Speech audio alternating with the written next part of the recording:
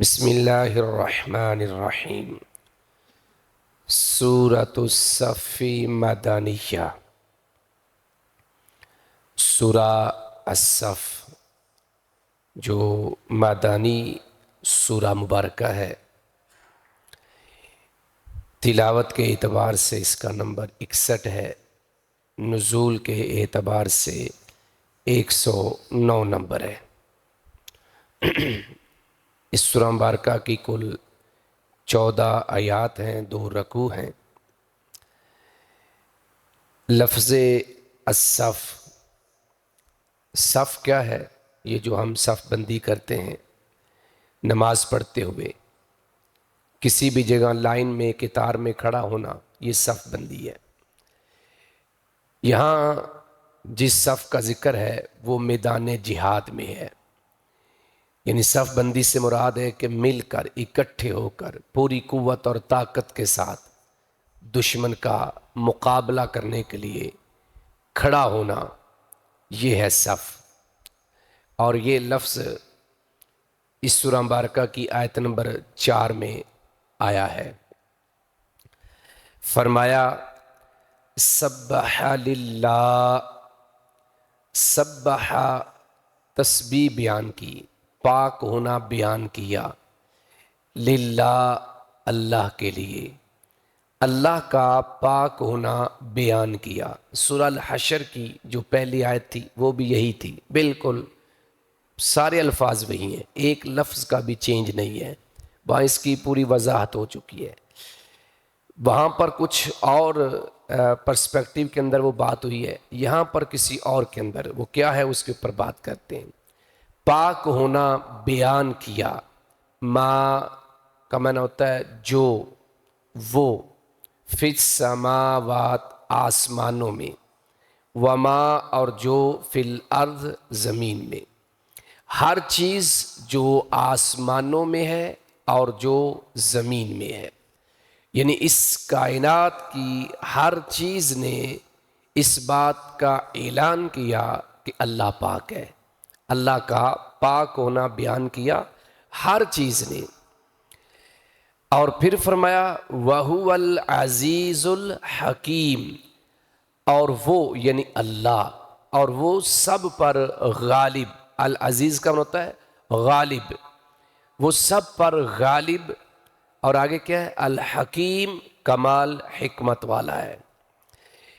چونکہ یہ سورہ مبارکہ جو ہے جس تناظر میں نازل ہوئی ہے، جو اس کا سبب نزول ہے، شان نزول ہے، اور جو اس کا موضوع ہے وہ ہے جہاد، جو کہ اینڈ تک یہ جہاد کے حوالے سے باتیں چلتی جائیں گی۔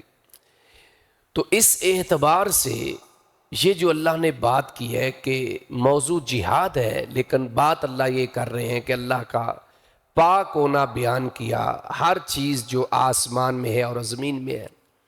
یہ کیوں اللہ نے کہا؟ اس لیے کہا کہ کائنات کی ہر چیز اللہ کی تسبیحات کرتی ہے، اللہ وحدہ لا شریک کی پاکیزگی کو بیان کرتی ہے، لیکن کئی ایسے لوگ ہیں جو اللہ کی پاکیزگی کو بیان نہیں کرتے، اللہ کو ذکر کرتے بھی ہیں تو اللہ کے شریک بنا کے وہ جو اللہ شریکوں سے پاک تھا اس پاکیزگی کا انکار کر دیتے ہیں۔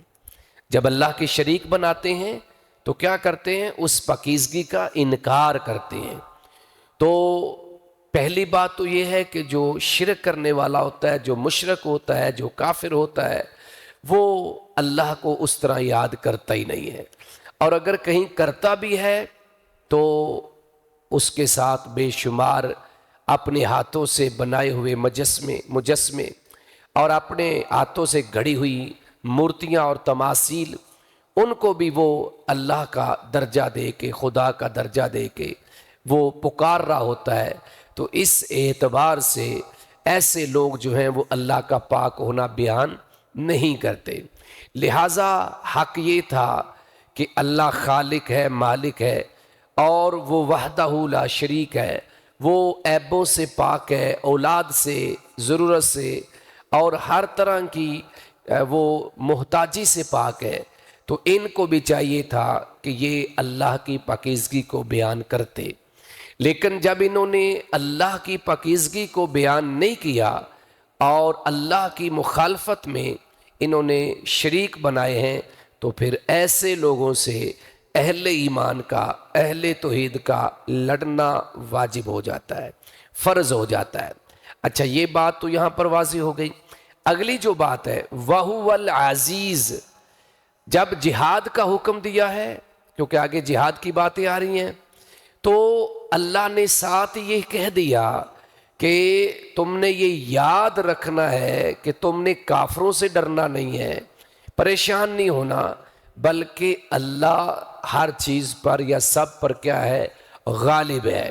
اس لیے تم نے کافروں سے لڑتے ہوئے، جہاد کرتے ہوئے، قتال کرتے ہوئے اس بات کو ذہن میں نہیں لانا کہ ہماری تعداد تھوڑی ہے، ہمارے پاس اسلحہ کی کمی ہے، ہمارے پاس وسائل کی کمی ہے، بلکہ تم نے یہ ذہن میں رکھنا ہے کہ اللہ ہی سب پر غالب ہے۔ اگلی جو اللہ کی صفت ہے، چونکہ جو مسئلہ بیان ہوتا ہے اس کے بعد جو اللہ کی صفت بیان ہوتی ہے، اس صفت کا اس کے ساتھ بڑا گہرا تعلق ہوتا ہے۔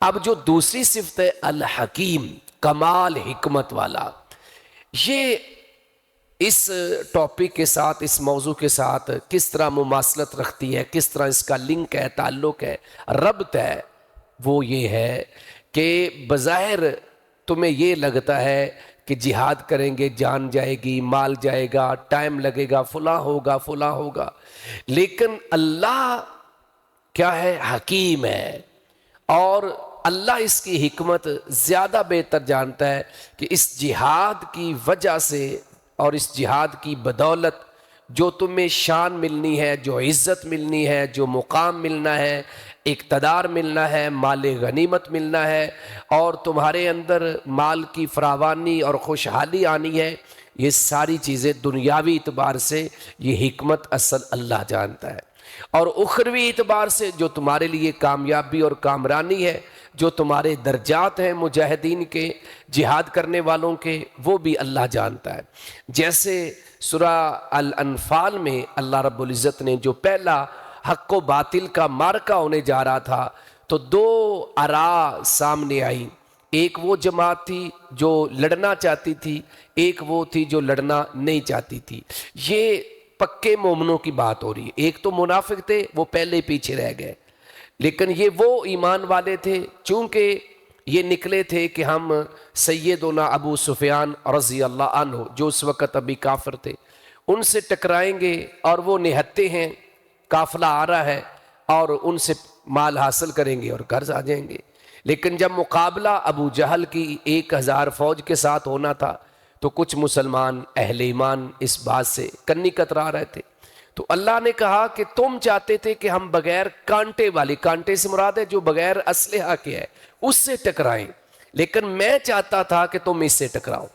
اور یہ کیوں میں کر رہا تھا؟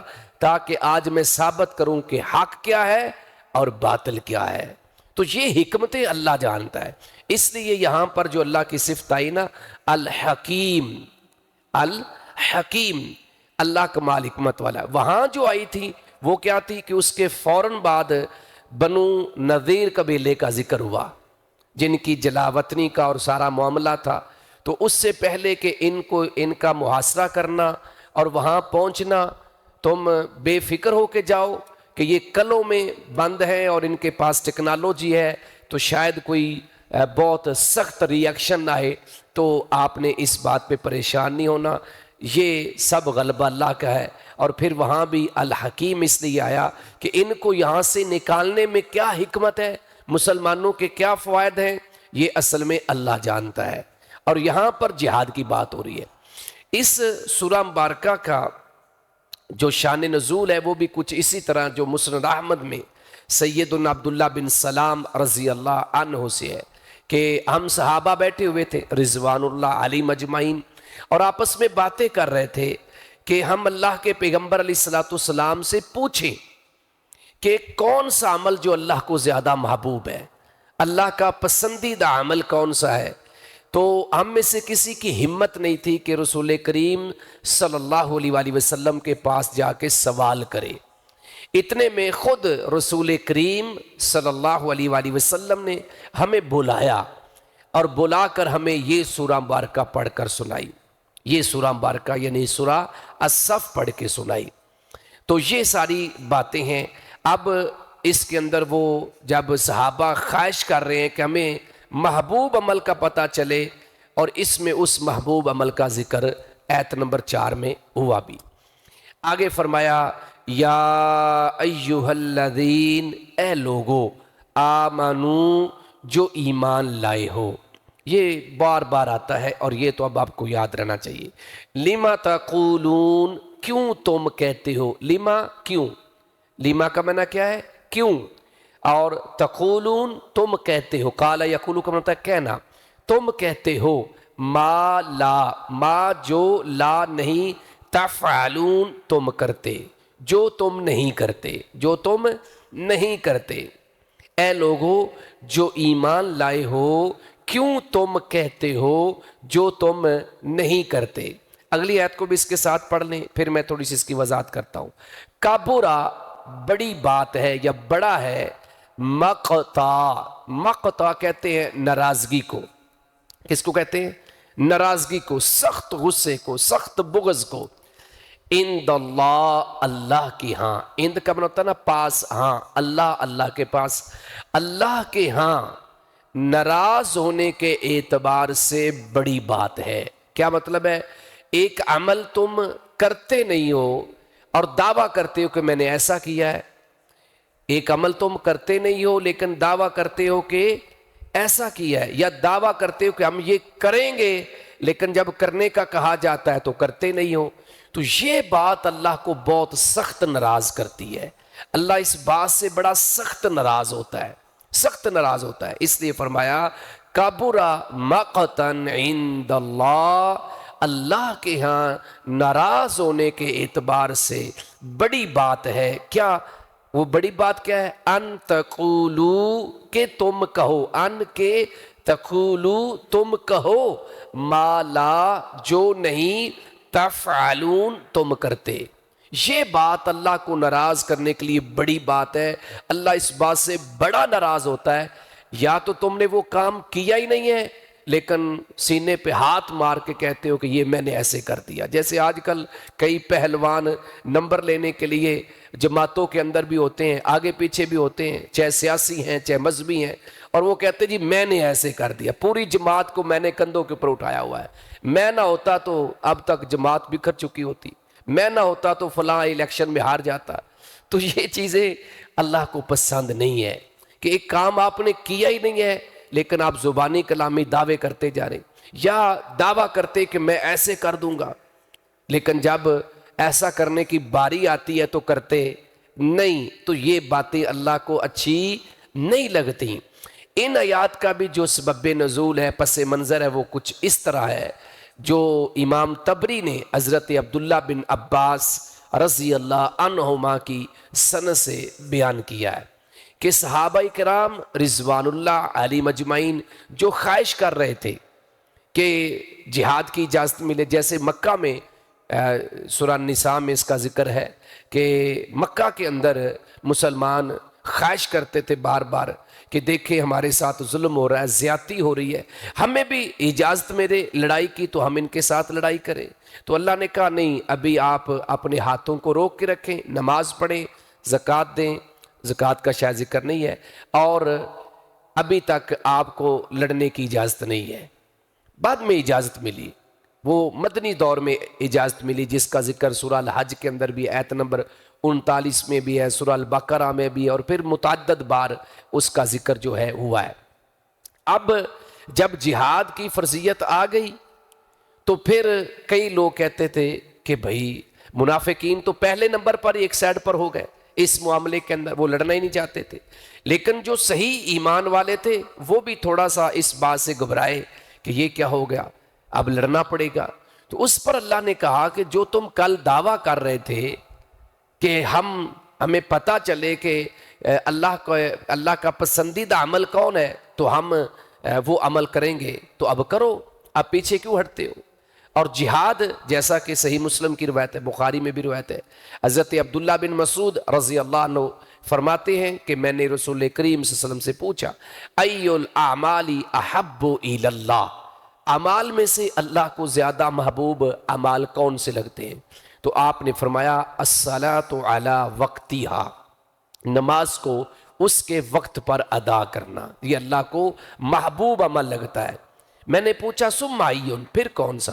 آپ نے فرمایا بر الوالدین، والدین کے ساتھ نیکی کرنا، حسن سلوک کرنا۔ پھر میں نے پوچھا ثم ایون، آپ نے فرمایا الجہاد فی سبیل اللہ، اللہ کی راہ میں جہاد کرنا، یہ اللہ کو محبوب عمل لگتا ہے۔ کیا لگتا ہے؟ محبوب عمل لگتا ہے۔ گویا کہ یہ ساری باتیں جو ہیں ان آیات کے اندر اللہ نے اس لیے بیان کی کہ جو کام تم کرتے نہیں اپنے ذمے نہ لو، اور جو تم نے کرنا نہیں ہے اس کا دعویٰ نہ کرو کہ ہم ایسے کر دیں گے۔ تو بہرحال بعض اہل علم نے یہ بھی اس سے اخذ کیا کہ بے عمل دائی جو ہے، کہ جیسا کہ صحیح مسلم کی روایت ہے کہ وہ جہنم کے اندر گدھے کی طرح چکی پیس رہا ہوگا، اس کی پیٹ کی آنتیاں باہر نکلی ہوں گی اور کنیکشن جو ہے وہ ساتھ جڑا ہوگا۔ جیسے ہم جانور ذبح کرتے ہیں تو ہم پیٹ چاک کر کے وہ آنتیاں نکالتے ہیں، تو جب تک وہ کنیکشن نہیں کاٹتے وہ ساتھ لٹکی رہتی ہے۔ تو یہ ایک کیفیت ہوگی بے عمل دائی کی، اور لوگ اس کے ارد گرد جمع ہو جائیں گے جہنم کے اندر، جہنم میں، جو اس کو جانتے تھے، جو اس کا واز سنتے تھے، پوچھیں گے کہ بھائی آپ فلاں ہو، حضرت علامہ پروفیسر ڈاکٹر؟ ہاں میں وہاں ہوں، وہی ہوں۔ بھائی تم جہنم میں کیوں آ گئے؟ تم تو بڑے مبلغ تھے، بڑے اچھے گفتگو کرنے والے تھے۔ کہے گا کہ میں اصل میں بس، کہیں گے تم ہمیں برائی سے منع نہیں کرتے تھے؟ ہاں کرتا تھا۔ نیکی کا حکم نہیں دیتے تھے؟ دیتا تھا۔ پھر کیا ہوا؟ کہا تمہیں نیکی کا حکم دیتا تھا، خود نہیں کرتا تھا، تمہیں برائی سے روکتا تھا لیکن خود نہیں روکتا تھا، تو اس لیے آج میری یہ سزا ہو رہی ہے۔ تو بعض نے کہا کہ بے عمل دائی، کہ جو دائی خود عمل نہیں کر رہا اس کو دعوت سے رک جانا چاہیے، تو ایسی بات نہیں ہے۔ اصل میں اس کو سزا ملی ہے بے عملی کی، اس کی سزا نہیں ملی کہ وہ دعوت کیوں دیتا ہے، دعوت کیوں دیتا ہے۔ لہذا دعوت ایک الگ عمل ہے۔ دعوت کیا ہے؟ ایک الگ عمل ہے، یعنی تبلیغ ایک الگ عمل ہے۔ یہ بالکل بات درست ہے کہ دعوت بھی آپ کی تبھی مؤثر ہوگی جب آپ خود باعمل ہوں گے۔ اگر آپ بے عمل ہوں گے تو آپ کی دعوت کے اثرات بھی کم ہو جائیں گے، بلکہ بعض دفعہ تو ہوتے نہیں ہیں۔ تو بہرحال اس کا جو پس منظر ہے وہ اصل میں یہی ہے کہ ایک کام آپ نے کیا نہیں اور اس کو اپنے ذمے لے لینا، یا کام کرنے کا دعویٰ کرنا لیکن پھر جب اس کام کے کرنے کا وقت آئے تو پیچھے ہٹ جانا، یہ چیزیں اللہ کو پسند نہیں ہیں۔ اب وہ عمل جو اللہ کو پسند ہے اس کا اللہ نے ذکر کیا، اور وہ کیا ہے؟ فرمایا کہ ان اللہ، بے شک اللہ، یحب الذین، پسند کرتا ہے ان لوگوں کو، بے شک اللہ ان لوگوں کو پسند کرتا ہے یا ان لوگوں سے محبت کرتا ہے۔ کون سے؟ یقاتلون، جو لڑائی کرتے ہیں، فی سبیل ہی، اس کی راہ میں، اس کے راستے میں۔ جہاد فی سبیل اللہ وہی جہاد ہے جو اللہ کی رضا کے لیے، دین کی سربلندی، کلمات اللہ کی بلندی کے لیے، جنت کے حصول کے لیے۔ اس کے علاوہ تو کوئی جہاد ہے ہی نہیں ہے۔ اگر دنیا کے مفاد کے لیے، مال و متاع کے لیے، تو وہ جہاد فی سبیل اللہ نہیں ہے۔ فرمایا کہ بے شک اللہ ان لوگوں کو پسند کرتا ہے جو اس کی راہ میں جہاد کرتے ہیں۔ کیسے؟ صف بستہ ہو کر، صف باندھ کر۔ یہ وہ لفظ ہے جس سے اس سورت کا نام سورہ الصف رکھا گیا۔